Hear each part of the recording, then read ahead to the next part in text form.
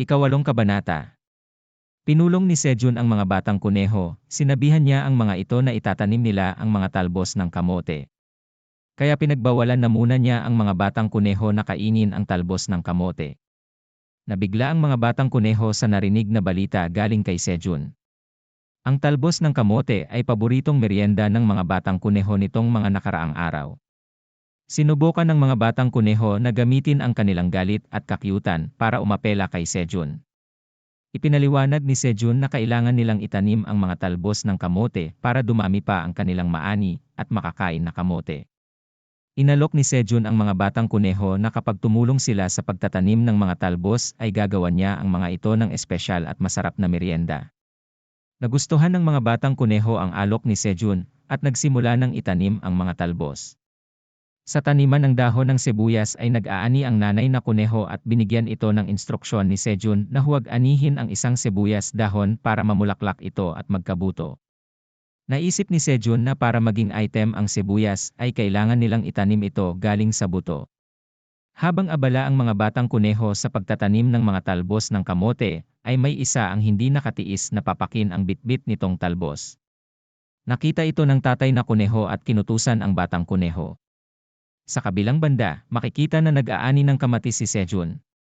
Sa kakaani ng bunga ng kamatis ay sa wakas nag-level up na siya sa 8, nadagdagan na naman ang kanyang istatistika, at tumaas din ang antas ng kanyang propesyon. Ngayon ay ina ang antas nito. Tumigil na muna sa pag-aani si Sejun.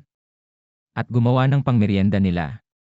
Biglang lumitaw ang notification window sa gilid ni Sejun, pero agad naman itong nawala paglingon niya. Kaunti lang ang nabasa ni Sejun, ang parte na pinagmamasdan siya ng tagapamahala. Luto na ang pangmeryenda nila, tinawag na niya ang mga kuneho, at mabilis na nagsitakbuhan ang mga batang kuneho patungo kay Sejun. Iprinisinta ni Sejun ang kanyang ginawa, isa itong inihaw na kamatis na tinuhog ng nilinis na buto na galing sa piranha. Natuwa ang mga kuneho. Sinabihan sila ni Sejun na ihipan na muna ang inihaw dahil mainit pa ito. Pagkatapos ay pumunta si Sejun sa taniman ng kamote na kinunan ng talbos na itinanim ng mga kuneho kanina. Inani ni Sejun ang kamote. Ang kamoteng ito ay tinatawag na kamote ng pagpapalakas. Kapag kinonsumo nagsusunog ito ng 10 gramo ng taba sa katawan at dinadagdagan nito ang lakas ng 0.1 sa loob ng 10 minuto. Maaaring magamit na hanggang sa 10 epekto sa loob ng 1 oras. Kapag nakonsumo ng hindi awakened na tao ay nagsusunog lamang ito ng 10 gramo ng taba at nakakaganda ng daloy sa pagdumi. Natapos ng mag-ani si Sejun. Sa bawat tanim na kamote ay may 5 na bunga, umani siya sa 3 tanim na kamote at ang kabuuang naani niyang bunga ay 15. Napansin ni Sejun ang isang talbos ng kamote sa lupa at kanya itong itinanim para hindi ito masayang. Pagkatapos niyang itanim ang isang talbos ay nagsulputan ang mga notification window na nagsasaad na nakakuha siya ng experience points mula sa pagtatanim. Napag-isip-isip ni Sejun na kailangan pala na siya mismo ang magtanim para mapalevel up ang kakayahan sa pagtatanim. Pinigil ni Sejun ang mga batang kuneho sa kanilang ginagawa na pagtatanim ng talbos at sinabihang siya na lang ang gagawa ng pagtatanim. Samantala, sa tirahan ng tagapamahala, makikita na abala ito sa pagtuhog ng mga kamatis para ihawin. Pagkatapos ay inihaw na niya ito sa malaking apoy. Nang sa tingin niya ay luto na ito, kanya na itong inilayo sa apoy at kinain. Pero niluwa niya ito dahil mapait. Hindi niya maintindihan kung bakit nagkaganon noong nakita niya si Sejun at ang mga kuneho na kumakain ng inihaw na kamatis ay sarap naman ang mga ito. Pero nang malasahan ng tagapamahala ang loob ng kamatis ito ay matamis at masarap, nagustuhan niya ito.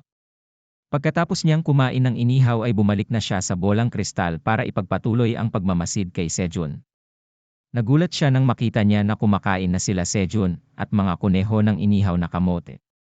Nainis siya at sinabing, ang lakas ng loob nila na mag-ihaw ng kamote habang hindi ako nakatingin. Ako ang dakilang dragon na si Eileen Fritani.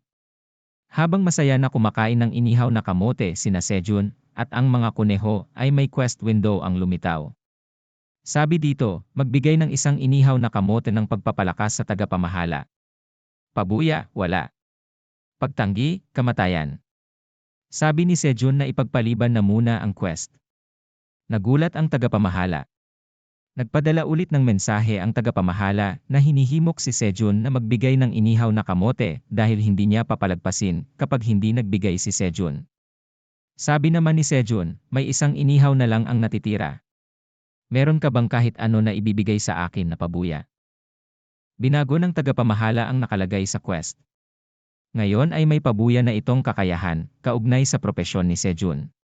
Kaya inalay na ni Sejun ang inihaw na kamote ng pagpapalakas. Natapos ang quest at lumabas ang notification window ng pabuya, agad naman itong binuksan ni Sejun. Ang nakuha niyang pabuya ay kakayahan sa pagbukas ng tindahan ng buto o binhi. Level 1 pa ang kakayahan na ito at maaari lamang magamit ng isang beses sa loob ng 30 araw. Natuwa si Sejun at nagtanong kung bakit ngayon lang ito ibinigay ng tagapamahala sa kanya, at tumawa. Inactivate ni Sejun ang tindahan ng binhi. Pero bago ang lahat ay sinuri muna ng system ang talaan kung nakapagtransaksyon na ba si Sejun sa nakaraan. Wala itong nakita. Nagtanong si Sejun kung paano siya makakabili. Wala siyang pera. At kung pwede bang palitan na lang niya ang ibinibenta sa tindahan ng naani niyang bunga galing sa kanyang tanim.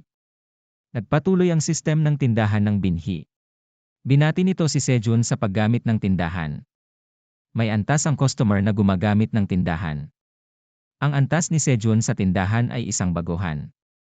At binigyan ng system ng isang tower coin si Sejun. Nagulat si Sejun. At pinuri ang tindahan. Nadeposito na sa account ni Sejun ang isang tower coin. Namangha si Sejun dahil naalala niya na ang isang tower coin ay 1,000,000 Korean won ang palitan sa labas ng ture. Pagkatapos ay nabuksan na nga ni Sejun ang tindahan at makikita na may dagdag pa na paalala ang tindahan na nagsasabing, may 3 uri ng binhi ang makikita ng baguhan na gumagamit ng tindahan ng binhi. Pero hindi tiyak kung ano ang uri ng binhi ang lalabas na tinda. At pagkatapos ng paalaala, ay lumabas na nga ang 3 uri ng binhi. Sa pagkakataong ito ang lumabas na tindang mga binhi ay 1,000 piraso na binhi ng repolyo. 1,000 piraso na binhi ng siling haba. 1,000 piraso na binhi ng karot. Napagtanto ni Sejun na napakamahal ng mga binhi sa loob ng ture. Inisip ni Sejun kung pipiliin ba niya ang sili o ang repolyo. Gusto ni Sejun na gumawa ng kimchi pero sa ngayon ay kulang pa ang kanyang mga sangkap at kagamitan. Ang natitira na lang na mapagpipilian ay ang karot. Pagkasambit ni Sejun sa salitang karot ay biglang lumingon sa kanyang direksyon ang mga kuneho. Lumapit ang mga kuneho kay Sejun at umapela na bilhin ang karot. Bagamat hindi naiintindihan ni Sejun ang kanilang sinasabi. Naintindihan naman niya ang reaksyon at galaw ng mga ito. Tinanong ni Sejun ang mga kuneho kung gusto ba nilang kumain ng karot. Pagkabanggit ulit ni Sejun ng salitang karot ay biglang kuminang ang mga mata ng mga kuneho at maligayang tumango. Inulit-ulit pang sambitin ni Sejun ang salitang karot. Sa puntong ito ay gustong-gusto na makita ni Sejun ang reaksyon at cute na pagmumukha ng mga kuneho. Kaya gumamit ulit ang tatay na kuneho ng ipinagbabawal na teknik. Flying kick sa mukha ni Sejun. Binili ni Sejun ang karot na nagkakahalagang 0.1 tower coin. Pagkatapos ng transaksyon, ay may notification window na lumitaw. Na nagsasaad na nabawasan ng 0.1 tower coin ang laman ng kanyang bank account. At nakatanggap si Sejun ng isang mileage point sa tindahan ng binhi. Ang mileage ay isang sistema sa tindahan ng binhi.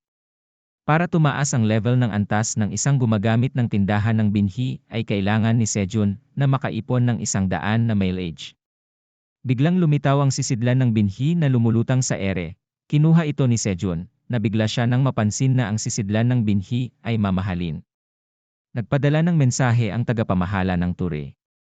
Nagsasaad na masaya ito sa kanyang binili. Naghanda na sila Sejun at ang mga kuneho para itanim ang binhi ng mga karot. Samantala, sa bunganga ng kuweba ay mayroong bubuyog na nagmamasid sa kanila. Sana nagustuhan mo ang video. Paki-like at subscribe guys. Salamat.